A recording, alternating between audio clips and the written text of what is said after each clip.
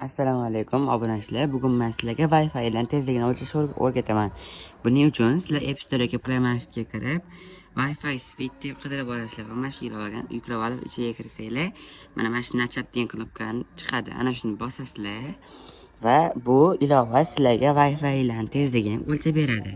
Mana hozir mana Wi-Fi tezligi 39 20 bo'lyapti. Bu sekin, agar 100 dan baland bo'lsa, u yaxshi. Agar mana 400 gacha, 1000 gacha borsa, u juda zo'r va kuchli Wi-Fi bo'ladi.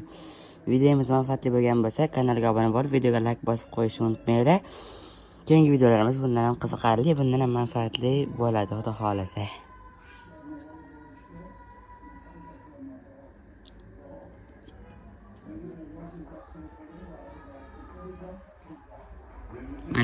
Mana Wi-Fi ham hozir 60 dan 33 ekan. Skachat qilish tezligi 60 ekan. Peredachasi esa 33 ekan.